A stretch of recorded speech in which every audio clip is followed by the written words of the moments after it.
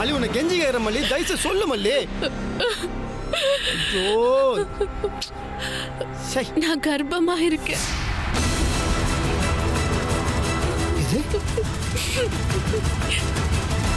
நான் கர்ப்பமா இருக்கேன்.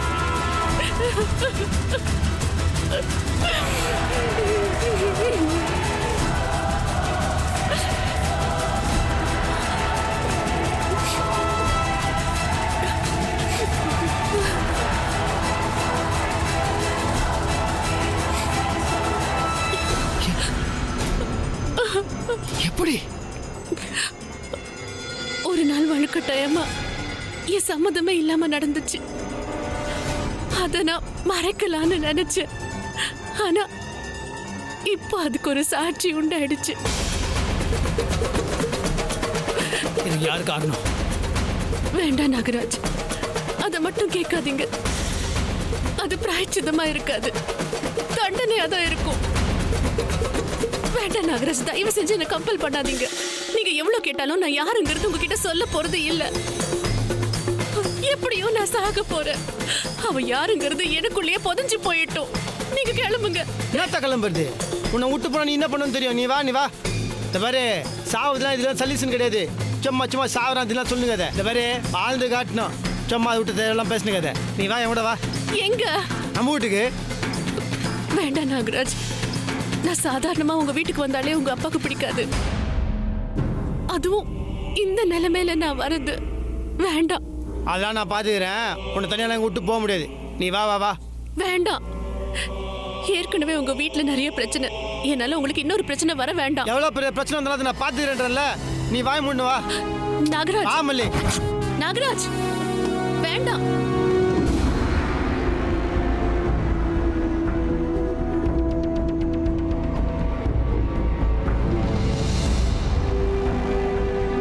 கோயிலுக்கு போலான்னு சொல்லிட்டு அர்ஜென்ட்டா யாரை பார்க்க போனீங்க? எதுக்கு இப்ப தேவையில்லாம கேள்வியெல்லாம் கேட்டுட்டு இருக்க? கேட்க வேண்டிய அவசியம் இருக்கிறதுனால தான் கேட்கிறேன். நான் கேட்டதுக்கு பதில் சொல்லுங்க. நான் என் ஃப்ரெண்டை பார்க்க போயிருந்தேன். ஃப்ரெண்டு பேரு? உங்களால பேரை சொல்ல முடியாது. சொன்னாலும் பொய்யை தான் சொல்லுவீங்க. பேரை நான் சொல்லட்டா?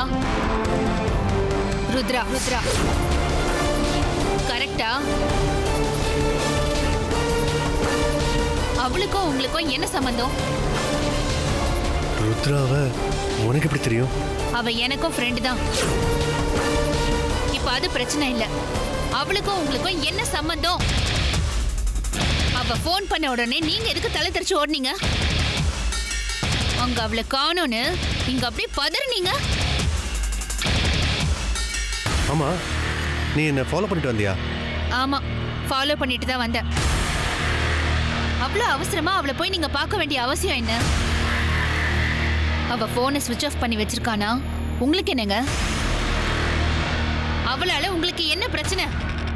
அவளை தேடி தேடி அலையறீங்க. கட்டின புருஷன் மாதிரி பதறீங்களே அவளுக்காக. ஏற்கனவே கல்யாணம் ஒருத்தி கூட உங்களுக்கு என்ன சம்பந்தம்? அவ புருஷனுக்கு தெரிஞ்சா என்ன ஆகும்? கேட்டுட்டு இருக்கேன்ல, பதில் சொல்லுங்க. பாரு, நீ இப்போ தேவையில்லாம டென்ஷன் ஆயிட்டு இருக்காத கல்பனா. ஏங்க, ஏன் புருஷன் இன்னொருத்தி பொண்டாட்டிக்காக பதறி அடிச்சு உடனே எனக்கு டென்ஷன் ஆகாதா? நீ இன்னொருத்தன் சொல்றியே, அது யாருன்னு தெரியுமா? ருத்ரா உனக்கு ஃப்ரெண்டுன்னு சொன்னியே, அவ புருஷன் யாருன்னு உனக்கு தெரியுமா? ருத்ரா உனக்கு ஃப்ரெண்டு, ஆனா அவ எனக்கு ஃப்ரெண்டோட ஒய்ஃப்.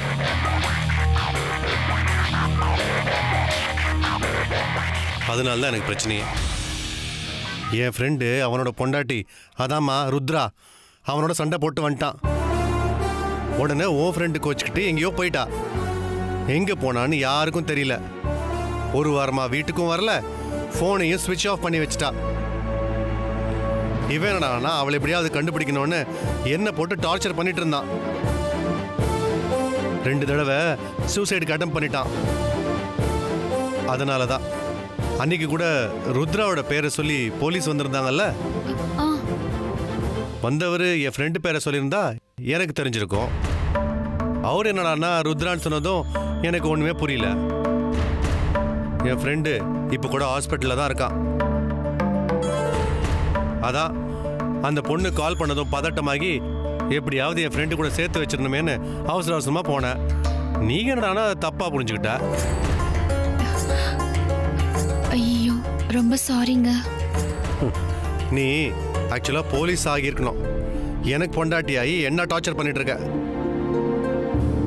ரொம்ப சாரிங்க. டவுட்லாம் கிளியர் ஆயிடுச்சா? இப்போ நம்ம கோயிலுக்கு போகலாமா?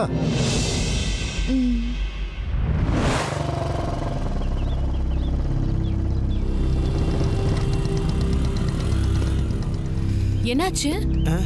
ஒன்றும் இல்லை, ஒரு நிமிஷம் இறங்க.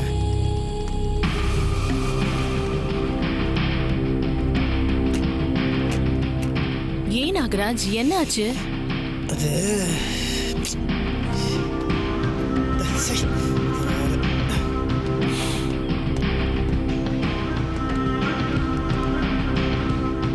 மல்லிகா வீட்டுக்கு வந்துட்டு போனதுக்கே இனிமேல் உள்ளே வரக்கூடாதுன்னு சொல்லிட்டாரு. இப்போ மல்லிகா கொஞ்ச நாளைக்கு நம்ம வீட்டில் தான் தங்க போகுதுன்னு சொன்னால் செம காண்டாயிடுவாரு. அதுக்கு தப்பாக மாட்டிக்கணுமா? கொண்டு போய் அவளை வீட்டில் விட்டுருன்னு சொன்னால் நான் என்ன சொல்ல போகிறேன், என்ன செய்ய போகிறேன்? நான் வேற ஒரு இமோஷனில் டென்ஷன் ஆகி மல்லிகாவை கூட்டின்னு வந்துட்டேன். வசனம்லாம் பேசிட்டேனே. மல்லிகாவை பார்த்தாலும் பாவமாக இருக்குது. இந்த நேரத்தில் நான் உதவி பண்ணலாம், யார் பண்ணுவா? என்ன ஆச்சு நாகராஜ்? நடு ரோட்ல வண்டியை நிறுத்தி என்ன நிக்க வச்சுட்டு அங்கேயும் இங்கேயும் நடந்துட்டு இருக்க. அது ஒரு நிமிஷம், ஒரு சின்ன டென்ஷன். ஒரு நிமிஷம். ஐயோ, வேதாஜியோட சந்தேகம் இப்போ தான் ஓரளவுக்கு சரியாச்சு. இப்போ மறுபடியும் நான் மல்லிகாவோட போய் நின்னா என்னையும் மல்லிகாவும் கண்டிப்பாக வேதாஜி சந்தேகப்பட மாட்டாங்க. வேதாஜி புரிஞ்சுப்பாங்க. ஆனால் ஒரு வேலை உல்ட்டா ஆயிடுச்சுன்னா ஐயோ, ஏற்கனவே நமக்கு மூளை கம்மி. இவ்வளோ யோசிச்சுனா அப்படி இன்னத்துக்கு வருதுண்ணா. ஐயோ, மல்லிகை பார்த்தா மனசு கேட்க மாட்டேங்குது. பாவம், நான் தான் ஹெல்ப் பண்ணி ஆகணும். என்ன நாகராஜ், எதை பத்தி யோசிச்சுட்டு இருக்கீங்க? அது ஒரு நிமிஷம், ஒரு சின்ன டென்ஷன். ஒரு நிமிஷம். இது எல்லாத்தையுமே சமாளிச்சிடலாம். அப்பாவை சமாளிக்க முடியாதே. நல்ல நாளே இல்லை, போதிபோன்னு கத்தின்னு இருப்பாரு. சத்தடா நீ டே, ஏதாவது யோசிடா. என்ன நாகராஜ், எதை பத்தி இவ்வளோ சீரியஸா யோசிச்சுட்டு இருக்கீங்க? ஏதாவது பிரச்சனையா? அது ஒன்றும் இல்லை. அது என்னன்னு சொல்லுங்க. அப்பா, அது நீ வீட்டுக்கெலாம் வரக்கூடாது அப்படி இப்படின்னு சொல்லி அவர் டென்ஷன் ஆனார்ல, அவர் என்ன சொல்லி சமாளிக்கலாம் அப்படின்னு நான் வந்து யோசிச்சுக்கிறேன். அவர் ஏன் அப்படி சொன்னாரு? நீ ஒரு தப்பும் பண்ணல. அவர் வயசில் பெரியவரில், அவர் அப்படி தான். அது கூட நான் பார்த்துக்கிறேன். இல்ல, என்னை பத்தி அப்படி சொல்றதுக்கு என்ன இருக்கு? அதே நீ கல்யாணம் ஆகாத பொண்ணு, நீ வீட்டுக்குள்ளே வந்தனா நம்மளோட பழைய இது அது அதனால தான் ஆயிடுமா அப்படின்னு ஒரு பயம்தான். இல்ல, அவர் அப்படி சொன்னாருன்னா நான் தப்பு பண்ண மாதிரி தானே அர்த்தம். அது அப்படி இருக்க முடியாதுல்ல. அது அக்கறை, அது உன் மேலே இது அக்கறை. ஒரு நாளைக்கு கல்யாணம் ஆகணும், அப்புறம் நாளைக்கு உன் பேர் கெட்டு போச்சுன்னா அப்புறம் நீ லைஃப் என்ன ஆகும்? அதனால அந்த அக்கறை தான் சொன்னார். அவரு உண்மையா அப்படிதான் சொன்னாரா, இல்ல நீங்க என்ன சமாதானப்படுத்துறதுக்காக அப்படி சொல்றீங்களா? இல்ல, அது அவராக தான் சொன்னார். இப்போ நான் இதுக்கு உன்னாண்ட போய் சொல்லணும், நான் சொல்றது கொஞ்சம் நம்பு. இப்ப என்ன நாகராஜ், என்ன உங்க வீட்டுக்கு உங்களால கூட்டிட்டு போக முடியாது. அப்படி கூட்டிட்டு போனா உங்களுக்கு பிரச்சனை வரும், அப்படிதானே? யார் சொன்னா உன்னால எனக்கு பிரச்சனை வரும்னு? அவர் ஏதாவது சொன்னார்னா அவர் எப்படி சொல்லி அவர் சமாளிக்கிறது அப்படின்னு நான் யோசனை பண்ணிக்கிறேன். அவள் தான். இங்க பாருங்க, நீங்க ரொம்ப யோசிக்க வேணாம். நான் ஏதாவது ஒரு ஹாஸ்டல்ல போய் நான் தங்கிக்கிறேன்.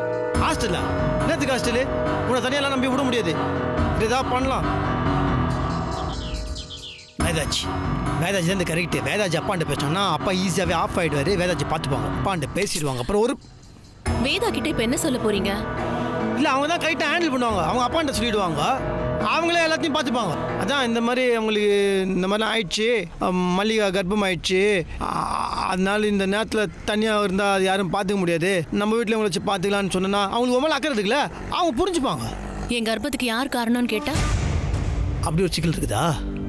அதை பற்றி நான் யோசிக்கவே இல்லை. நீ ஏன் யாரு காரணம்னு சொல்ல மாட்டேங்கிற? சொன்னா அது ப்ளீஸ், நேரம் வரும்போது யாருன்னு உங்ககிட்ட சொல்றேன். வேதாஜி கேட்பாங்களா? உங்களுக்கு என்ன சொல்றதுண்ணா? அப்போ வேதா கிட்ட இப்போதைக்கு நான் கர்ப்பமா இருக்கேங்கிறது சொல்ல வேண்டாம். இப்போ சொன்னா தேவையில்லாத பிரச்சனை தான் வரும். அவங்க உங்க மேலேயும் சந்தேகப்படுறதுக்கு சான்சஸ் இருக்கு. அதெல்லாம் இல்ல, தப்பா நினைக்கலாம் வாய்ப்பு இல்ல. உன்னதி தப்பா நினைக்க போறாங்க, என்ன இதுக்கு? இல்ல, நீங்க தானே சொன்னீங்க வேதா உங்க மேல சந்தேகப்பட்டு பேசினான்னு. அதெல்லாம் முடிஞ்சு போச்சு. இப்போ நாங்கள் ஒரு மாதிரி சமாதானம் ஆயிட்டோம். பிரச்சனை கிடையாது. இல்ல வேண்டாம். இப்போ வேதாக்கு இதை பத்தி தெரிஞ்சதுன்னா நான் கர்ப்பமா இருக்கேன், நீங்களும் கூட இருக்கீங்க, தேவையில்லாம அவங்க உங்க மேல சந்தேகப்படுறதுக்கு நிறைய வாய்ப்பு இருக்கு. நானே நேரம் பார்த்து வேதா கிட்ட சொல்லிக்கிறேன். வேதாஜிட்ட சொன்னால் வேதாஜி ஹெல்ப் பண்ணுவாங்கன்னு நினச்சி இப்போ வேதாஜிட்ட சொல்ல வேணான்ற. வேதாஜி கிட்ட சொன்னால் அப்புறம் யார் நம்மளுக்கு ஹெல்ப் பண்ணுவாங்க? ஐயோ திருப்பி தயவு செஞ்சு ரொம்ப கன்ஃபியூஸ் பண்ணிக்காதீங்க. ஒன்றும் பிரச்சனை இல்லை. நான் ஏதாவது ஹாஸ்டல்ல போய் ஜாயின் ஆயிக்கிறேன். சும்மா திருப்பி சொன்னது முறின்னு போயின்னு இருக்காத. ஹாஸ்டலில் போய் சேர்க்க உன வீட்டில் நீங்கள் கூட்டம் தான். நீ ஹாஸ்டலில் போய் என்ன பண்ணுவோம் ஏது பண்ணுவோம் நான் பயந்து இருக்கணும். நீ சும்மா இருக்கும் நேரம் நான் பார்த்துக்கிறேன். அப்பாண்ட எப்படி சமாளிக்கணுமோ நான் சமாளிச்சுக்கிறேன்.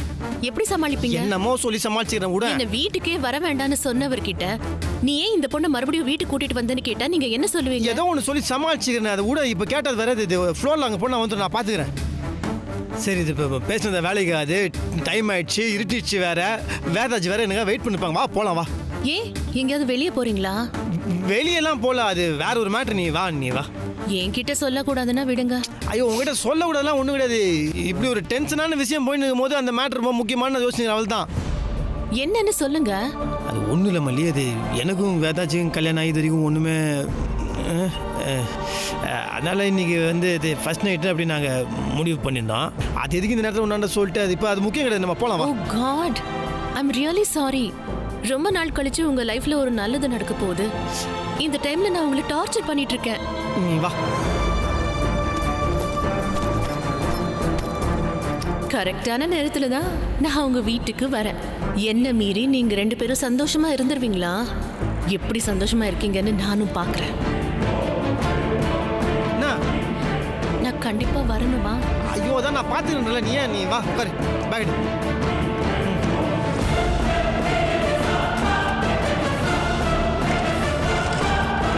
உட்காண்டியா?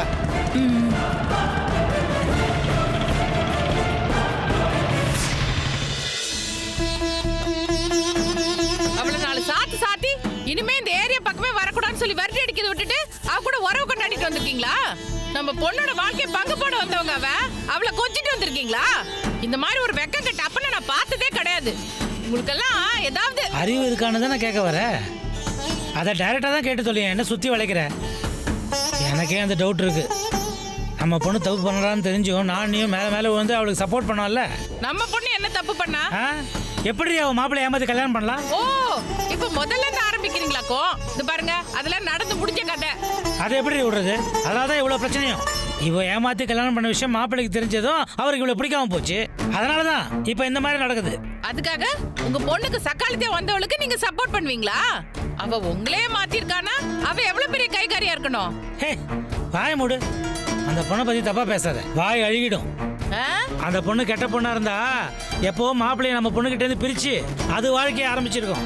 ஏதோ நல்ல பொண்ணா இருக்க போய் தான் அவளால இந்த குடும்பத்துல சச்சரவு வேணான்னு சொல்லி மாப்பிள்ளையே விட்டு கொடுத்துருக்கா. நீங்க பேசுறது பார்த்தா என்னமோ அவதான் தாலி கட்டிட்டு வந்த பொண்டாட்டி மாதிரி பேசுறீங்க. தாலி கட்டினா மட்டும் போதுமா? நம்ம பொண்ணு கழுத்துல தாலி மட்டும் தான் கட்டிருக்காரு. வாழ்ந்தது ஃபுல்லா அவளோட தான். அந்த பொண்ணு மனசு வச்சிருந்தது ஏன் பிடிக்காத பொண்டாட்டி கூட வாழற, அவளை டைவர்ஸ் பண்ணிட்டு என் கழுத்துல தாலியை கட்டி என் கூட வாழ்க்கையை நடத்துன்னு பொண்டாட்டியா ஆயிருப்பா. நான் மட்டும் உங்க கூட வராம போயிட்டேன். அப்படி வந்திருந்தேன் இந்த மூஞ்சியை வச்சு தானே என் மாப்பிள்ளைய மயக்கணும்னு சொல்லி அந்த மூஞ்சியை பிடிச்சி அப்படியே செவுத்துல நல்லா தேய்ச்சி விட்டுருப்பேன். மனசே ஆற மாட்டேங்குது. இருந்தாலும் அந்த ஆளை நான் சும்மா விட மாட்டேங்க. என் பொண்ணு கிட்ட என்ன குறைச்சல்னு நீ அவளை தேடி போனேன்னு சொல்லி நாக்க புடுங்குற மாதிரி 4 கேள்வி அவனை கேட்டாதான் என் மனசு ஆறும். ஏய் முடிஞ்சு போன பிரச்சனை தேவையில்லாம கிளறி நீ ஒரு பிரச்சனையை உண்டாக்காத சொல்லிட்டேன். அதுக்காக எதுவுமே கேட்காம அந்த ஆளை விட்டுறணும்னு சொல்றீங்களா? இப்போ அவர்கிட்ட இதை பத்தி கேட்டு என்ன ஆக போகுது? மனசே ஆற மாட்டேங்குதுங்க. எவ்வளவு நெஞ்செடுத்து இருந்தா அந்த ஆள் நம்ம பொண்ணுக்கு துரோகம் பண்ணிருப்பான். அவன ஏய் சொல்றேன் மரியாதையா கேட்டுக்க. விஷயம் இதோட முடிஞ்சிடுச்சு. இதை இதோட விட்டுரு. அரசல் பொரசலா கல்பனாக்கு இந்த விஷயம் தெரிய வந்தனா கூட வீணா பெரிய பிரச்சனை ஆயிடும்.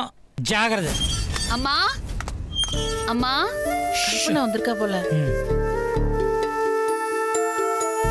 அம்மா ஆமா வாட் இஸ் சர்ப்ரைஸ். வாங்க மாப்பிள்ள. ரொம்ப நாள் கழிச்சு வந்திருக்கீங்க. அதுவும் என் பொண்ணோட. வாசலே நீ கொஞ்சம் பேசிட்டு இருக்கேன். உள்ள வாங்க. வாங்க வாங்க உட்காருங்க. வாமா உட்காரு. மாப்பிள்ளை வந்திருக்காரு, வாங்க மாப்பிள்ளன்னு சொல்ல மாட்டியா? அதோ வந்து உட்காந்துட்டார்ல, அப்புறம் என்ன வாங்கன்னு சொல்றது? என் வாயை கலர்னீங்க, ஏடா கூடமா பேசி விட்டுருவேன். சரி சரி, மாப்பிள்ளை பொண்ணு வந்திருக்காங்க, போய் காப்பி எடுத்துட்டு வா போ.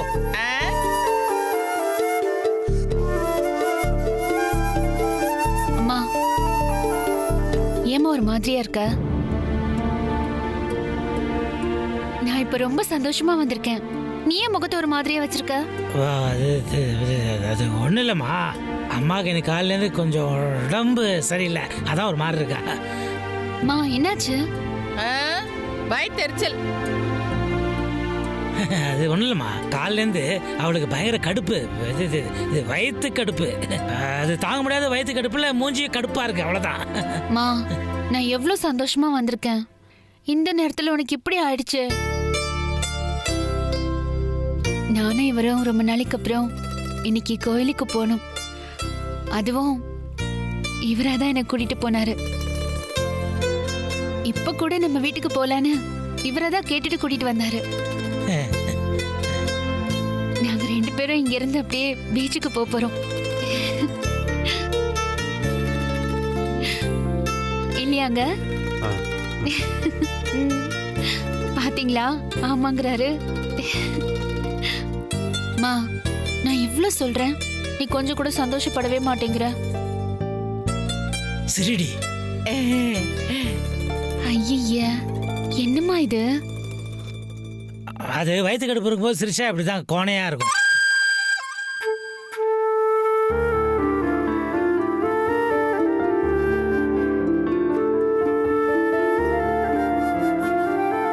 ஏமாப்ல திடீர்னு உங்களுக்கு இப்படிவே இருக்குது? அது ஏசிலேயே இருந்து பழகிட்டாரா, அதான். நம்ம கொசுவோடய இருந்து பழக்கப்பட்டவங்களாச்சே. அது ஃபேன் வேற சரியா வேலை செய்யல. மாப்பிள்ள ஒன்று பண்ணுவோமா, மாடிக்கு போலாங்க, நல்லா காத்து வரும், பேசலாம். வாங்க போங்க. அட வாங்க மாப்பிள்ள.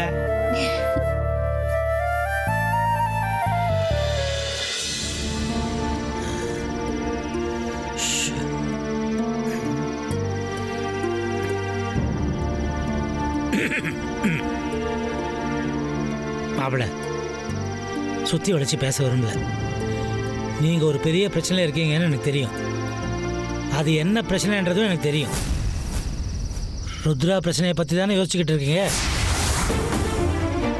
அந்த பிரச்சனையில் எவ்வளோ தூரம் நீங்கள் மாட்டிருக்கீங்கன்றதும் எனக்கு தெரியும் மாப்பிள்ள. மாமா, உங்களுக்கு எப்படி இந்த விஷயம் தெரியும்?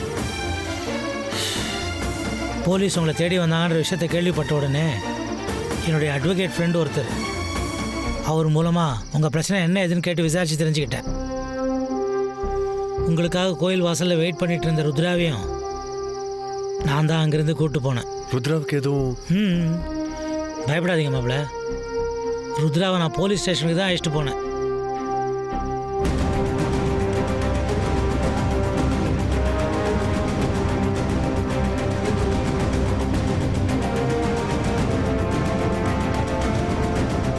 ருத்ரா இனிமேல் கண்டிப்பாக உங்கள் லைஃப்பில் தலையிட மாட்டான். அதே உறுதியோட நீங்களும் இருப்பீங்கன்னு நான் நம்புகிறேன். பதிலையே காணுமே. சத்தியமா இனிமே அவளை நான் நினச்சி கூட பார்க்க மாட்டேன் மாமா. அது மட்டும் இல்லை, இந்த கேஸ்லேருந்து என்னை ரிலீவ் பண்ணிட்டு சொல்கிறதுக்காக தான் நான் அவளை பார்க்கவே போனேன்.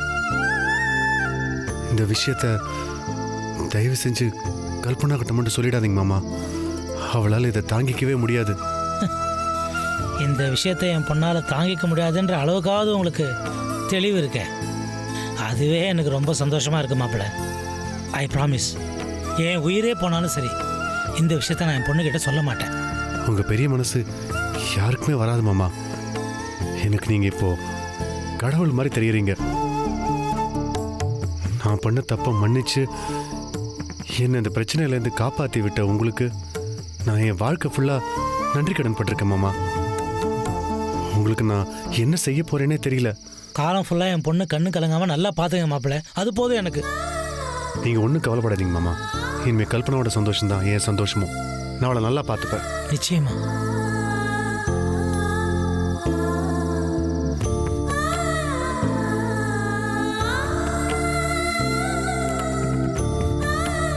நீங்க பேசினதெல்லாம் நான் கேட்டுட்டு தான் வந்தேன்.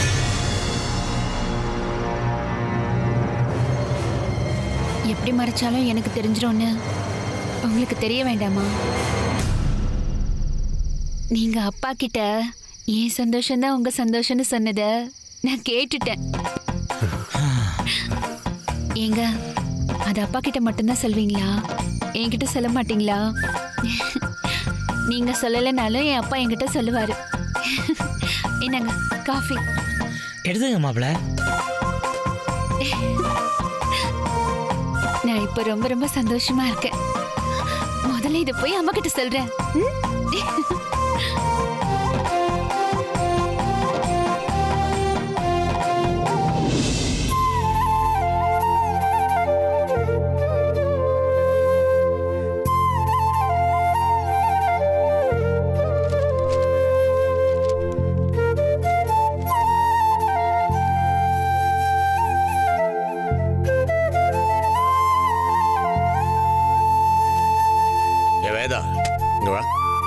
நானும் அப்போ பிடிச்சி பார்க்குறேன், குறுக்கு நடிக்க நடந்துகிட்டே இருக்கேன். இன்னும் இந்த நாகாஜி வரலையா? வழக்கமாக 6:30 மணிக்கெல்லாம் வந்துடுவானே, ஏன் வரல? இன்னைக்கு சீக்கிரமா வரேன்னு சொன்னாரு மாமா. அதான் நானும் பார்த்துட்டு இருக்கேன். ஃபோன் பண்ணி பார்த்தியா? அட்டென்ட் பண்ணல. இன்னொரு வாட்டி ட்ரை பண்ணு.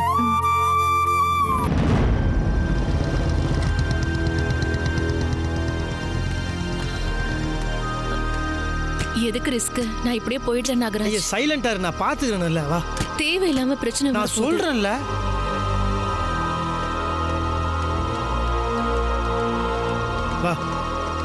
வந்துட்டாரு மாமா.